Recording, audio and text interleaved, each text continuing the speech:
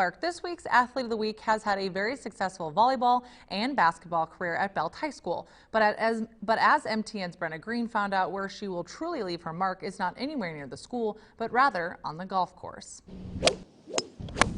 Whack.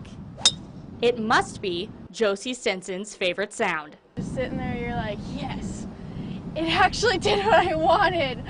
Stinson gets that feeling a lot, as she is a two-time Class C women's golf champion.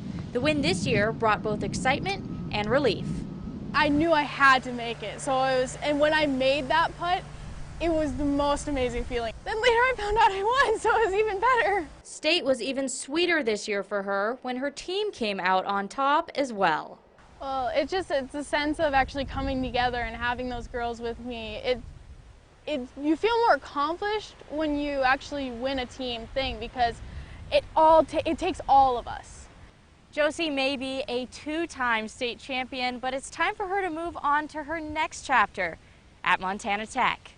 My coach and I had talked about it because he asked me if I wanted to play college golf, and I always have since I was like a sophomore. So he just called up the coach, sent him a few emails, and the coach contacted me, so that was really nice. And she isn't shying away from her new challenge.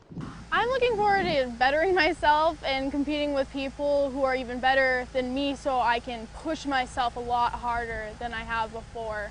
Stinson has had her fair share of golf lessons, but it's the life lessons she's learned from the sport that she will take with her.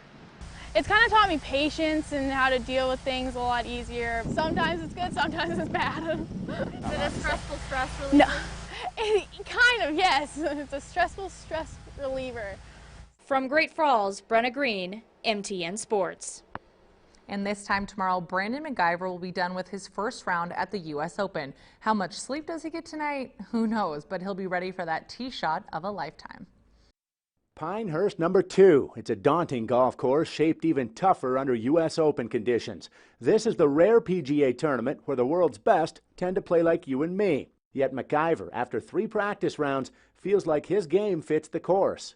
Obviously I have an advantage of being fairly long off the tee, but it's interesting because the most generous landing areas are further back in the fairways, which leaves you longer irons in, which is somewhat troublesome just with how firm the greens are.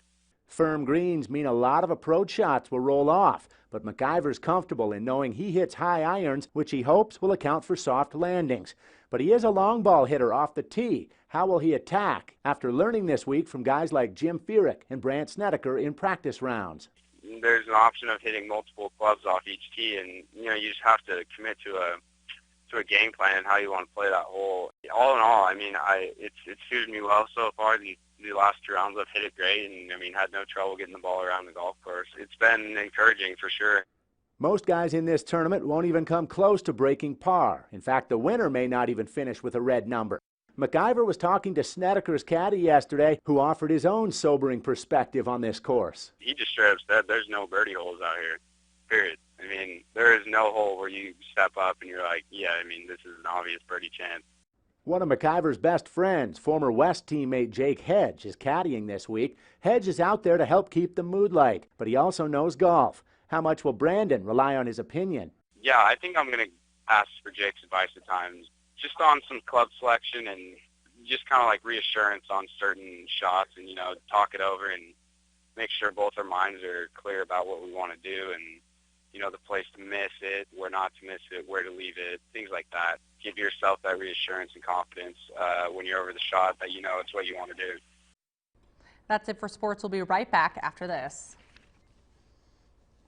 You're watching KRTV.